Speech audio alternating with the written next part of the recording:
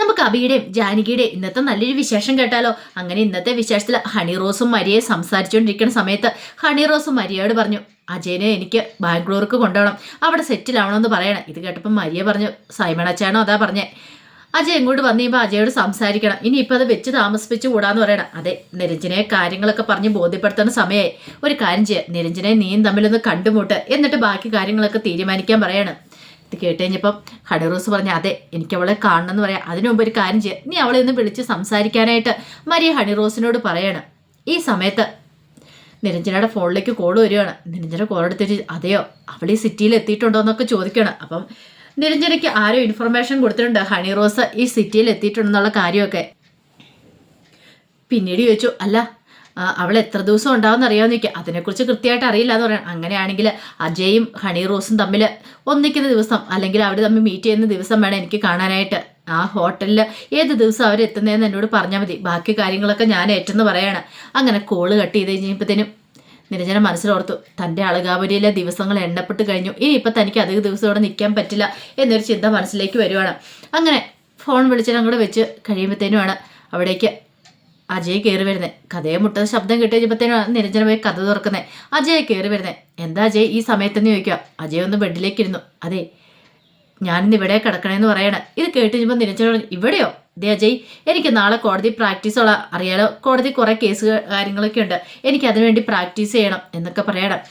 അത് കേട്ടുകഴിഞ്ഞപ്പോൾ അജയ് പറഞ്ഞു, അതിനായിക്കോ, ഞാൻ എന്താണല്ലോ ഇവിടെ തന്നെ കിടക്കുന്നുള്ളെന്ന് പറയാം, എന്നെ നീ ഒഴിവാക്കാൻ ശ്രമിക്കണ്ട, എനിക്ക് നിന്നോട് കുറേ കാര്യങ്ങൾ സംസാരിക്കാനുണ്ടെന്ന് പറയാം. ഞാൻ പറഞ്ഞല്ലോ സംസാരം നാളെ ആവാലോ, വേണ്ട നാളെ നീളെന്ന് പറഞ്ഞ് നീ പോയിക്കൊണ്ടിരിക്കുക, അത് പറ്റില്ല, എനിക്ക് നിന്നോട് സംസാരിച്ചേ മതിയാവുള്ളൂ പറയണം.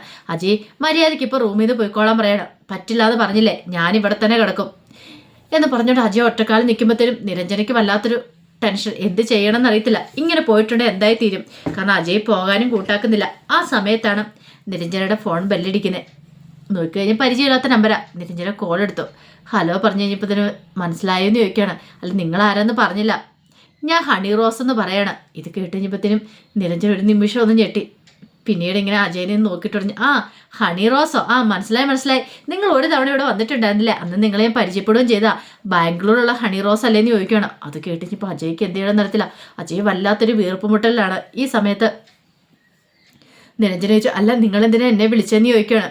അത് പിന്നെ എന്ന് പറഞ്ഞ് നിൽക്കുമ്പോഴത്തേനും ചോദിച്ചു, ഓ ബിസിനസ്സും കാര്യങ്ങൾക്കും ആയിട്ടായിരിക്കും നിങ്ങൾ വന്നേ, ഇനി ബിസിനസ് സംബന്ധമായി എന്തെങ്കിലും കേസുകൾ എന്നെ ഏൽപ്പിക്കാനാണോന്ന് ചോദിക്കും. അതെ അങ്ങനെയാണെങ്കിൽ എനിക്ക് അതിനെക്കുറിച്ച് കൂടുതൽ ഗ്രാഹ്യമില്ല, നിങ്ങൾ എൻ്റെ അച്ഛനെ വിളിക്കുക, എൻ്റെ അച്ഛൻ്റെ നമ്പർ ഞാൻ തരാം, ഒരു കാര്യം ചെയ്യാം, അച്ഛനെ വിളിച്ച് കേസ് ഏൽപ്പിക്കാൻ പറയാണ്. അത് കേട്ട് കഴിഞ്ഞപ്പോഴത്തേനും ഹണി റോസ് പറഞ്ഞു, അതുകൊണ്ടല്ല, പിന്നെയോ എനിക്ക് കുറച്ച് പേഴ്സണൽ കാര്യങ്ങളൊക്കെ സംസാരിക്കാനുണ്ടെന്ന് പറയണം. പേഴ്സണൽ കാര്യങ്ങളോ, അതിന് ഞാനും നിങ്ങളും തമ്മിൽ യാതൊരു മുൻപരിചയം ഇല്ലല്ലോ എന്ന് പറയണം.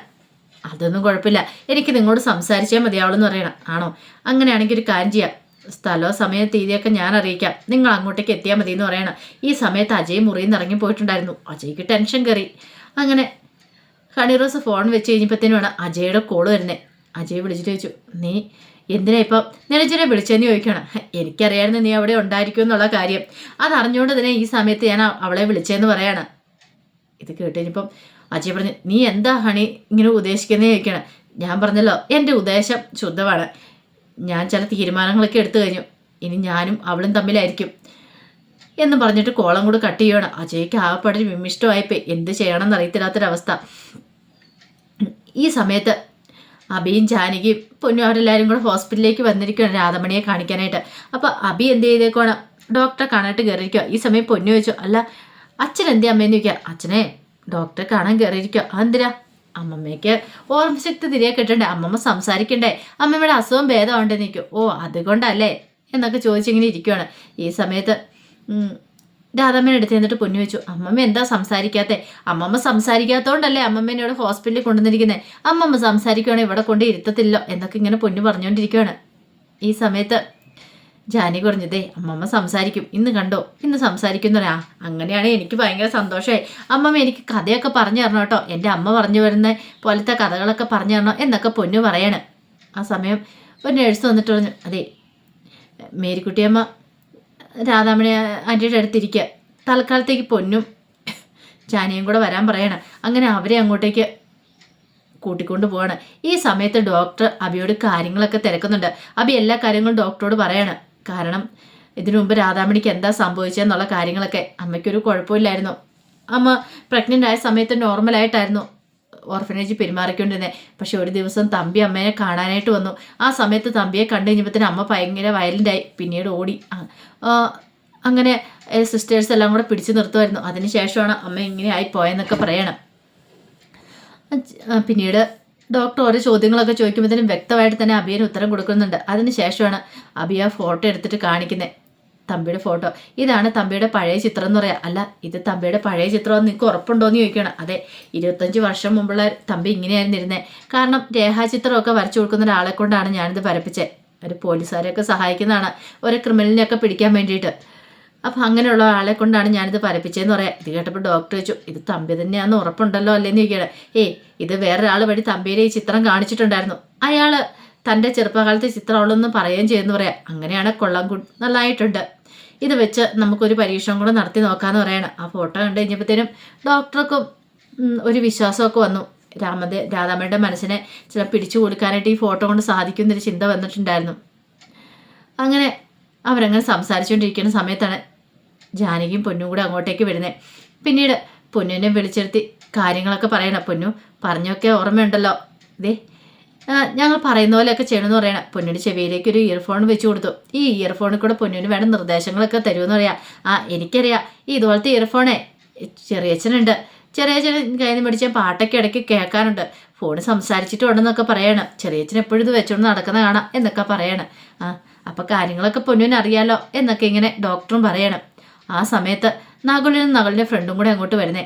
കാരണം ജാനകിക്ക് മുമ്പ് ആ ഹോസ്പിറ്റലിൽ വെച്ച് ജാനകിനെ കണ്ടിട്ടുണ്ട്. അങ്ങനെയാണ് ഇവിടെ എവിടെയെങ്കിലും ഉണ്ടോ ഇല്ലയോ എന്ന് ഒരു ചിന്ത നകുലിൻ്റെ മനസ്സിലുണ്ട്. നകുലന് തൻ്റെ ഫ്രണ്ടിനോട് പറഞ്ഞു, അവൾ എവിടെയെങ്കിലും കാണുമെന്ന് പറയണം. എടാ, ഒരു തവണ അവളെ ഇവിടെ വെച്ച് കണ്ടെന്ന് പറഞ്ഞ് അവളിവിടെ കാണുമെന്ന് ചോദിക്കുക. കാണും, എനിക്ക് ഉറപ്പുണ്ടെന്ന് പറഞ്ഞിട്ട് അങ്ങോട്ട് കയറി വന്ന് അവിടെ എല്ലാം നോക്കുകയാണ്. ഈ സമയം രാധാമണിയും മേരിക്കുട്ടിയമ്മ ഇവിടെ ഇരിക്കുന്നുണ്ട്. പക്ഷെ രാധാമണി തിരിഞ്ഞിരുന്നുകൊണ്ട് നകുലം കണ്ടില്ല. നകുലിന് അതിലൂടെ ഒന്ന് വന്ന് നോക്കിയിട്ട് അങ്ങോട്ടേക്ക് ഇറങ്ങി പോവാണ്. ഭാഗ്യത്തിനാണ് രാധാമണിയെ കാണാതെ പോയത്. എന്നിട്ട് അവരങ്ങോട്ട് അന്വേഷിച്ച് അങ്ങോട്ട് ഇറങ്ങി പോവാം. ഈ സമയത്ത് പൊന്നുവിന് വേണ്ട നിർദ്ദേശങ്ങളൊക്കെ കൊടുത്തതിന് ശേഷം പൊന്നുവിനെ ഒരു മുറിയിലേക്ക് അങ്ങോട്ട് മാറ്റുകയാണ്. കാരണം മുറിയിൽ എല്ലാ സജ്ജീകരണങ്ങളും ഉണ്ടായിരുന്നു. രാധാമണിയുടെ മുഖത്തെ എക്സ്പ്രഷൻസും കാര്യങ്ങളും അറിയാനായിട്ട് അവിടെ ക്യാമറയൊക്കെ വെച്ചിട്ടുണ്ടായിരുന്നു. പിന്നീട് പൊന്നുവിനോട് പറഞ്ഞിട്ടുണ്ടായിരുന്നു പറഞ്ഞ പോലെ തന്നെ കാര്യങ്ങളൊക്കെ അവതരിപ്പിക്കണമെന്ന്. കുറച്ച് കഴിഞ്ഞപ്പോഴത്തേനും പൊന്നു പറഞ്ഞു, അമ്മമ്മ വന്നില്ല എന്ന് പറയാം, ഇപ്പം തന്നെ വരുമെന്ന് പൊന്നുവിന് നിർദ്ദേശം കൊടുക്കുകയാണ്.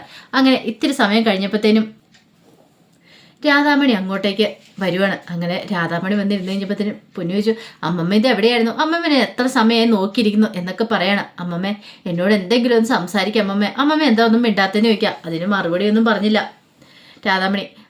ഇതേ അമ്മമ്മ, എന്താ അമ്മമ്മ? ഇതേ എൻ്റെ അമ്മയ്ക്കും ഭയങ്കര വിഷമം അമ്മമ്മ മിണ്ടാത്തതുകൊണ്ട്. എൻ്റെ അമ്മേനെ അമ്മമ്മ പ്രസവിച്ച എവിടെ വെച്ചാന്നോ ഓർഫനേജ് വെച്ചാ എന്നൊക്കെ പറഞ്ഞുകൊണ്ട് പൊന്നു കുറേ കാര്യങ്ങൾ ഇങ്ങനെ പറയണം. അതൊക്കെ കേട്ടിട്ടും രാധാമണിയിൽ പ്രത്യേകിച്ചൊരു വ്യത്യാസം ഉണ്ടല്ല. രാധാമണി പൊന്നിൻ്റെ കയ്യിലൊക്കെ പിടിക്കുന്നുണ്ട്, ചിരിക്കുന്നൊക്കെ ഉണ്ട്. പക്ഷെ അതിന് കൂടുതൽ ഒന്നും സംസാരിക്കുന്നൊക്കെ ഇല്ല. ഈ സമയത്ത് പൊന്നുവിനാണ് ആകെപ്പാടെ വിഷമം. പൊന്നു പറഞ്ഞു, അതെ അമ്മേനെ എനിക്ക് കാണണം, ഞാൻ അമ്മേനെ കണ്ടില്ലോ എന്ന് പറയാം. ഈ സമയം ജാനകി പറഞ്ഞു, ഞാനിവിടെ ഉണ്ട് മോളേന്ന് അവിടുന്ന് പറയുകയാണ് ഇയർഫോണിൽ കൂടെ. എനിക്ക് അച്ഛനെ അമ്മേനെ കാണണമെന്ന് പറയണം. ഞങ്ങളിവിടെ ഉണ്ട്, മോള് വിഷമിക്കണ്ട, മോളവിടെ ഇരുന്നോളം പറയണം. ദേ അമ്മമ്മയ്ക്ക് ഓർമ്മശക്തി തിരികെ കിട്ടണ്ടേ, അമ്മമ്മ ജീവിതത്തിലേക്ക് മടങ്ങി വരണ്ടേ, ഞങ്ങൾ പറഞ്ഞ പോലെയൊക്കെ പൊന്നു പറയണം. അവസാനം വീണ്ടും പൊന്നു പറയാൻ തുടങ്ങി.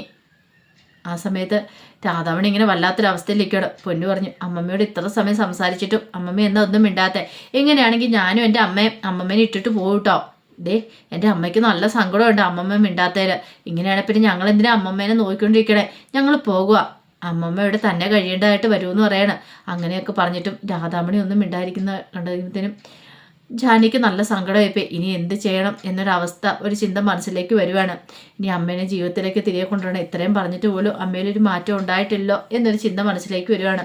പൊന്നുവാണെങ്കിൽ പഠിച്ച പണി 18 നോക്കുന്നുണ്ട് രാധാമണിയുടെ മനസ്സിലാക്കാനായിട്ട്, ഒന്ന് മോളേന്ന് നിന്ന് വിളിപ്പിക്കാനായിട്ട്. അവസാനം പൊന്നു പറഞ്ഞു, ഒന്ന് മോളേന്ന് വിളിക്കുക, മോളേന്ന് വിളിക്കുകയാണെങ്കിൽ ദേ നമുക്ക് ഇവിടുന്ന് ഇപ്പം തന്നെ എഴുന്നേറ്റ് പോകാമെന്നൊക്കെ പറയണം. പക്ഷെ അതൊന്നും കേട്ടിട്ട് രാധാമണി മൈൻഡ് ചെയ്യാത്ത പോലെ അങ്ങനെ ഇരിക്കുകയാണ്.